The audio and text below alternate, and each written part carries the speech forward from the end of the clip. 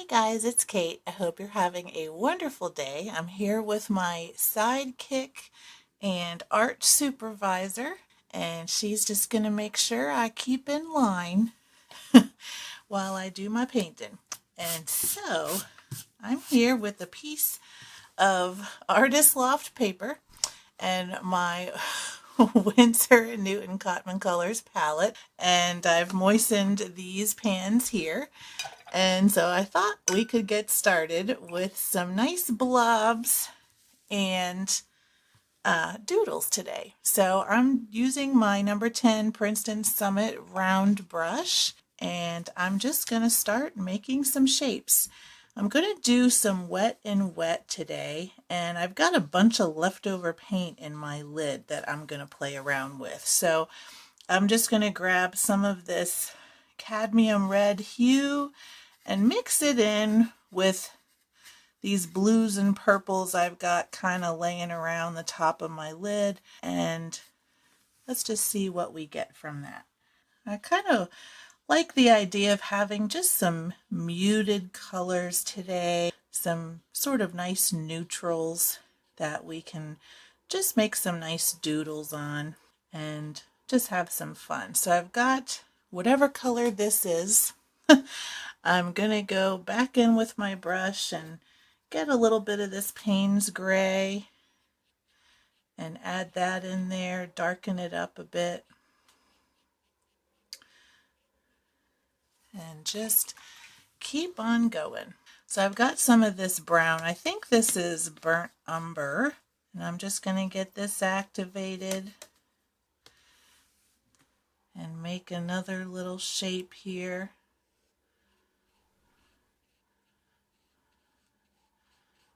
And that'll be just nice and simple. I really like that orange and blue mix, so I'm just going to dip into a little of both and make kind of this sort of brownish beigey color and get some of that on here. Dip into my water and let it lighten up a bit. Now, since I'm working on cellulose paper today, this is likely going to have a lot of cauliflowering effects, which is actually going to be just fine with me because I'm going to be doodling on top of it and the texture will be nice to have. So I'm going to activate this green color I've got over here, and maybe we'll make kind of a rectangle right here.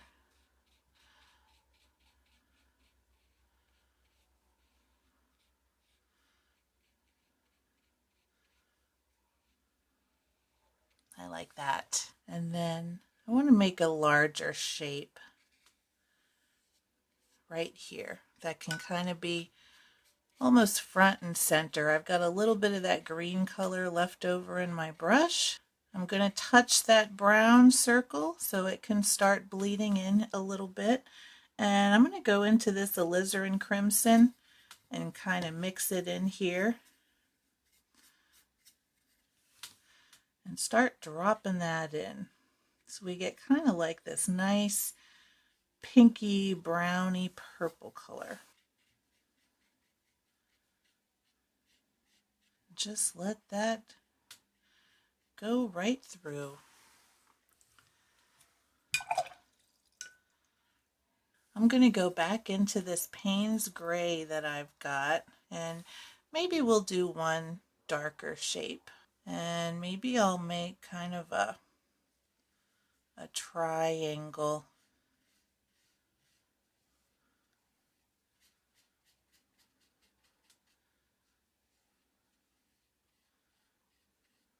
And give us a different type of shape. I don't do enough triangles these days. And that's kind of a neat little shape. And maybe we can balance our triangle on a little circle. And let that bleed into the top there, and then be right here on the bottom. I'm going to take some more of this blue and add it back in here so we get kind of a purpley gray. And make another little rectangle. And maybe we add just a little bit of the Payne's gray to that also, right into the corner, and get a little bit of a dark layer going on here, just like that. We can even have a little bit of darkness going right here and get some different values going on in our shapes.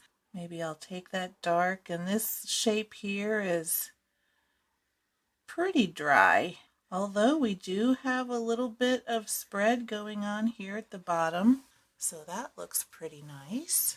And then I think I want to have a little bit of darkness around this green one here, because it kind of overlaps a little bit with our other circles, but I like the idea of giving it some hard edges.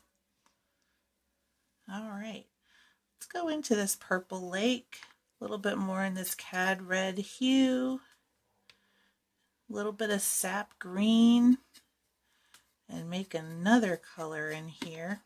I love this palette for blending. You just can make all kinds of neat little colors here. I'm going to do another circle. I'm going to dip my brush and give it a little dab. And just sort of continue along. And then maybe add some more of that sap green and get another nice green color here. And start right here and sweep it across.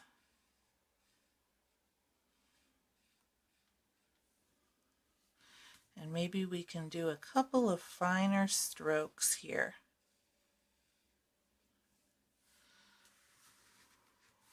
Maybe grab some more. And I want to repeat those lines a little bit, so I'm going to come right up here and add a couple of those green lines that are going to join this rectangle and lower circle.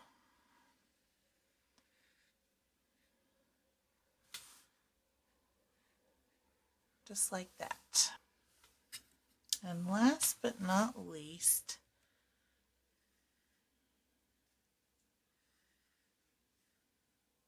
maybe a few right there. I think that leaves us some nice shapes that we can doodle on after this dries. So I will see you in just a second. All right, I'm back. We're dry and I'm ready for some doodles. So I grabbed some of these fine liners. They have a few different colors. I have a couple of gray fine liners here. These are the Pigmas, and I've got gold, silver, and white Uniball pens, and a jelly roll. So we'll just have these here to grab from depending on what we feel like we want. And I am going to start out with this triangle shape. So I'm going to grab this 01 tip fine liner, and this is kind of like a medium gray color. I just picked this up recently and I really love how it looks. So I am going to just start with some fine angles here and fine lines. So I have them coming this way. I am going to work on adding some more in an opposite direction. And then I'm going to add some more right alongside of it. And then do the same again, almost like creating a basket weave. And I love how these little patterns start so simple and then they just really come together at the end. And this gray is kind of nice and subtle, and it's sort of low contrast. Now I'm going to put some more down here. I'm trying to keep my intersections sort of toward the center so you can see that pattern coming down. And I also want to have the ends kind of matching up with each other a bit too as we work our way down. So the middle is kind of right about here. So I'm just going to add that line. And these are not perfect lines. They're very doodly looking, which I like. They're not, I'm not taking any extra care to space them, super evenly or make them super straight. Just a close approximation is fine. Now, where this sort of bleed comes through, I am not going to draw on that part. I am going to let that show. So I'm just going to draw up against it. And then I'm just going to keep coming from the side and keep up with this pattern all the way through that triangle. And then same here, I'm going to keep it going, and I'm not going to forget this little corner area. And then I'm going to let it come through some more.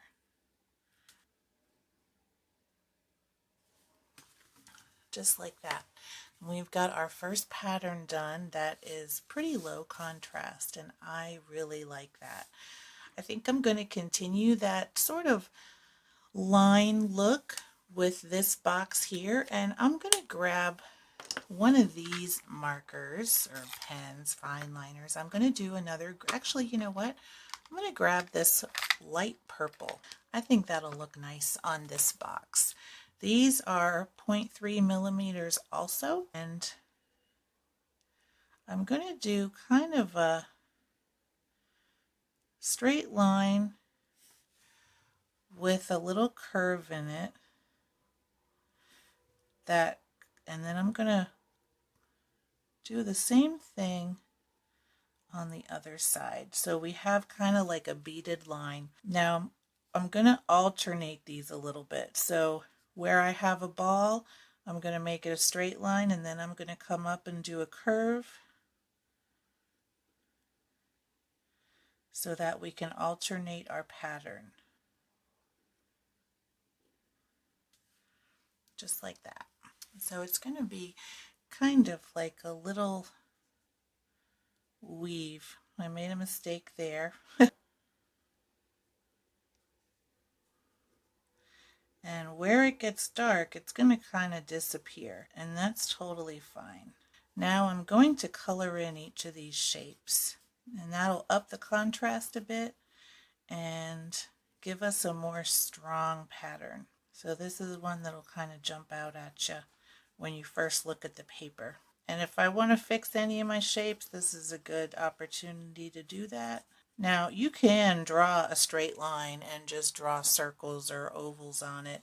I kind of wanted to try doing it this way because it's a little bit of a different flow for your hand, and so the shapes kind of take on these different little organic edges, and I kind of like the variation there versus coming through and just doing a bunch of circles that are kind of the same. So it's an interesting outcome here that I like a lot. And then I can come back and just color them in and make them darker, but you still have sort of the same color family as the background, which I've been really enjoying doing lately with the doodles. I'm gonna have to get, like, these are pretty much I have colored pencils and I've got Posca markers, but I don't really have any other colored pens, and I might have to go pick some up because I've been really enjoying using different colors and values on the doodle patterns that I make on these watercolor paintings. So I might have to get a set of them. If anybody has any recommendations, let me know in the comments below.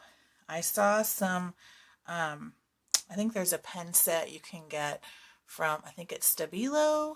I have a couple of Woodies, but I've never used their pens before. I did see them at the store the other day, but I didn't buy them. But if you have any recommendations on pens that you like to use, let me know. I might have to give them a try.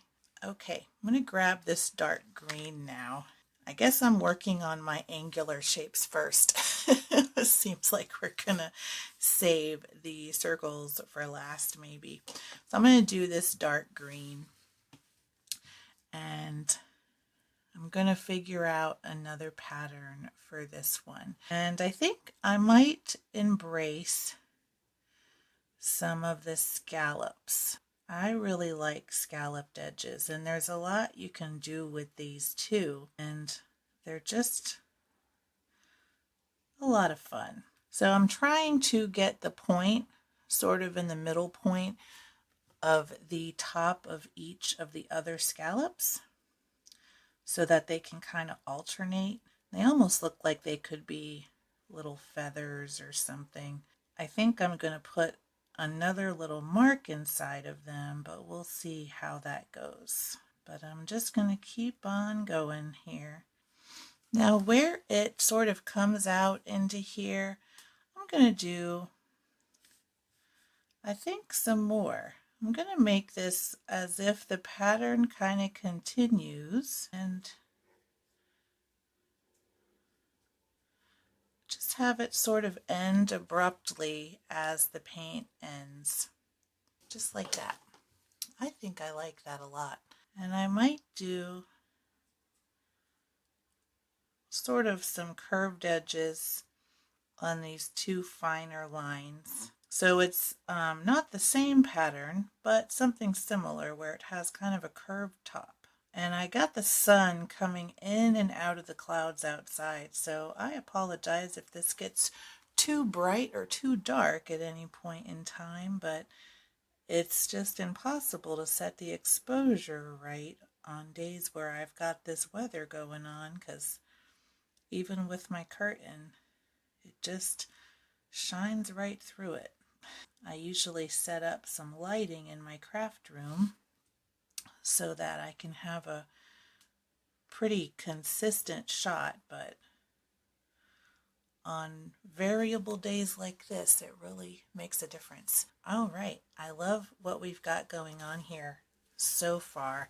Now, I like these little lines. I got two other sets of lines, but I think what I might do is change it up a little bit for these. So I'm kind of spinning my paper as I go so it's at a comfortable angle for me. But I think on these, I'm going to make some little leaves, just like that. And maybe a little line kind of connecting them all. Yeah, I think I like that better. So I think that looks neat. All right, now for these, I'm going to put some circles along them so we can have a little bit of continuation of our circle shapes even in our straight lines. And I'm going to kind of alternate them a little bit so it'll be like, you know, almost ones in each gap. Now I've got this little shape right here. So I think for this one, I'm going to do some diamonds. Actually, I might as well just do a grid because that's essentially what this will be. That sort of alternate.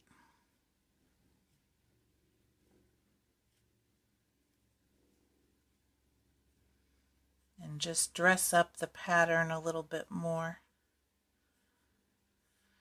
I think those ones are a little high and those ones are a little low, so that'll be this pattern in this box. And now I think for these ones I can do some radial patterns. So I'm going to start, while I've got the green out, I'm going to take care of this little greenish tan circle down here, and I'm going to add a dot to the center and do some loops. And I'm trying to make them sort of similar size, and then I'm going to add a little circle at each tip, and then I'm going to just make sure we've got a big enough circle in the center, just like that. All right, I am going to be done with this green color. And I think I might go back to this gray, so that's not the only gray one we have. Okay, for this circle, I'm going to do some more straight lines. I'm just going to give myself a little dot in the visual center as my guide, and I'm going to draw lines that intersect, and I am going to keep on doing that all the way around. And just try to make them pretty straight And we're just going to go all the way around. And it's going to naturally give us a darker center because we're going to keep on going over the same stuff.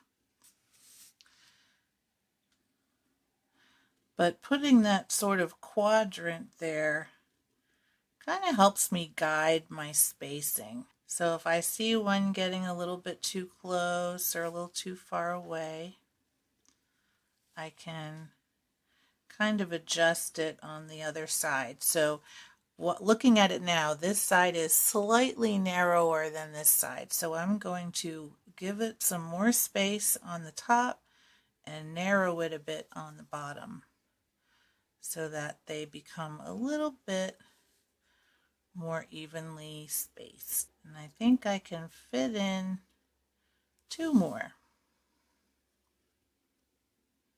Just like that. And I love that sort of radiant pattern. Now I want to add a little bit more to this. Maybe have a couple of these be a bit of a heavier line, and I'm just going to kind of pick some random ones and trace over it again so that it just gets a little bit thicker. And I don't need to evenly space them. In fact, I'm not. I've got like 2 here and 4 segments here, but that will kind of add to the randomness of it a little bit and give it a little bit more interest, I think, where it's not uniform, especially since I don't know exactly how many I have.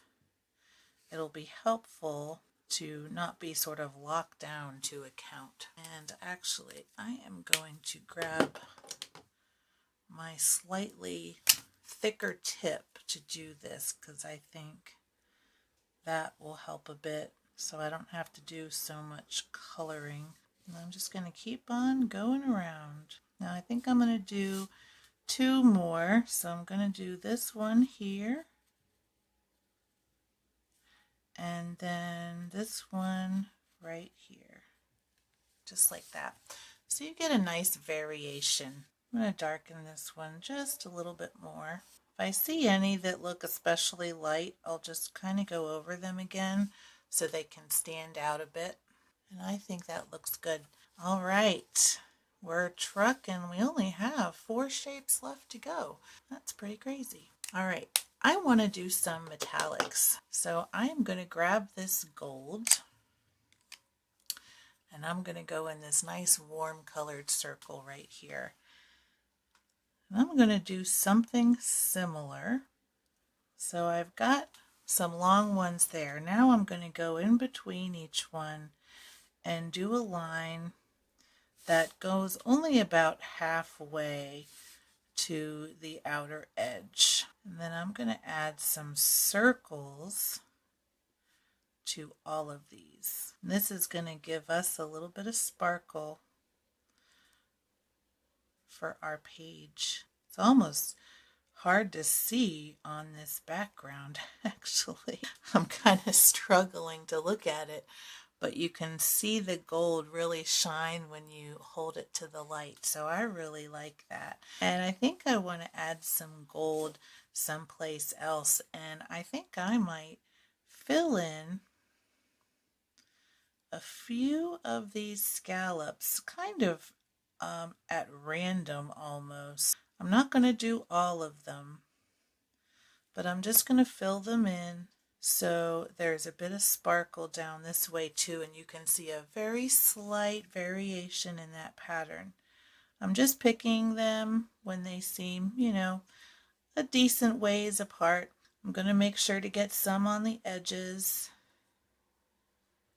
and then just sort of scatter them fairly evenly and get that shiny gold in there. I'm going to put a couple more in. I think that looks really nice. Apparently you can't have too much gold because I keep going. Maybe just one more. Okay, one more there. I'm done now. And it just has that slight bit of variants. And then I think some gold would look nice in this one too. You know what I might do is color in the shapes that don't have any dots in them with this gold. But I'm just sort of being careful to stay inside the lines because this is a pretty opaque pen, and so it will cover the green lines that I have down at the bottom, so I don't really want to do that. So I'm just going to kind of be careful to color next to the dark green, but try not to cover it up. And I like how that looks. I love the green and gold. That's really pretty. And I'm also kind of staying away from the borders where I have that dark Payne's gray paint. Now I know theoretically these ones would have had dots in them had the pattern continued, but I didn't think about that down here, so I am just filling those in. The only ones unfilled are the ones with the dots. So that's just how we're going to do it. You can't make any mistakes doing this, so there you go. And I think lastly, I'm going to put a little gold loop around each of these leaves, kind of like a nice loose mark around that green. And this will really give that gold a chance to shine. And we just use it as kind of an accent along with that green and just let it go. Same thing here. Maybe I'll fill in a few of these circles at random, and it just adds that little bit of extra interest. And then here, maybe I'll add some gold. You know what? I'm going to finish these dots because I started them, but I think I might add a little bit of a scalloped edge around this. Yeah, I like that. So we're starting to get some real interesting patterns going on here. And it's just like, I mean, there's so much you can do. I'm going to grab my white because I think I'd like to do a little bit of something in this sort of brownish circle. And I'm not sure exactly what yet, but maybe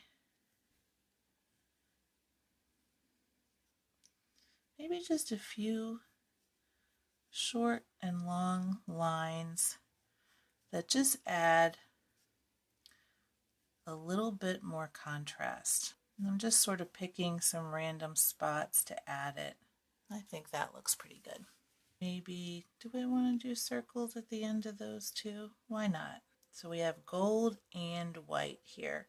How about on these, we add a little bit of white to the center of each of these shapes. Now that we're going to get really detailed, right? So we can kind of bump up the contrast a bit there. Yeah, and we still have 3 shapes to do. So that's delightful. Okay, for this bigger circle, I'm going to grab that light purple again, give myself another little guide dot in the center here, and I'm going to make some teardrop shaped loops. But I'm going to start inside each of the previous ones, just like this. And I'm going to rotate my paper as I go so that I can kind of keep that circle going. And I'm basically doing one and then one going through the center. And I'm going to stay sort of just inside that outside border, but I'm just trying to be aware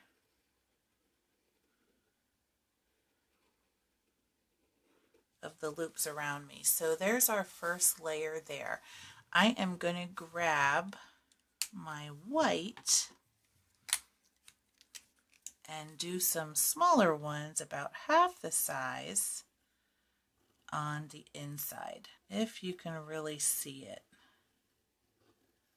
You can't see it too much. Maybe I can go over it twice. This is sort of the lower contrast, but I think you can still see it enough where it's worth doing.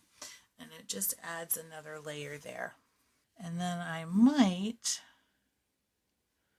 add some scallops to this dark edge, but I'm not going to go past the Payne's Gray. I'm just going to end it right there.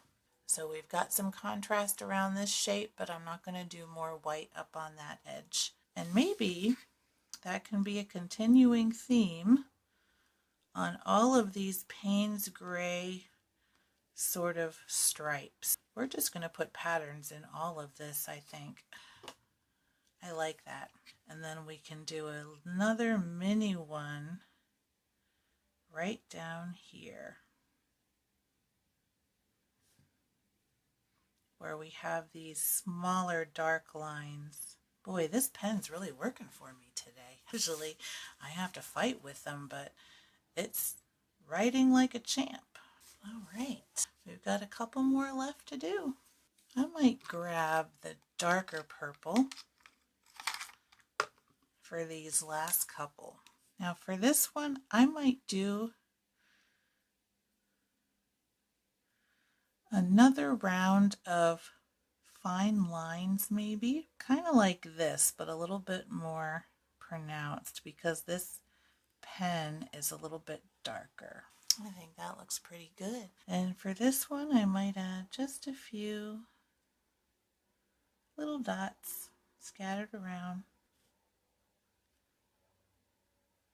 That looks good to me.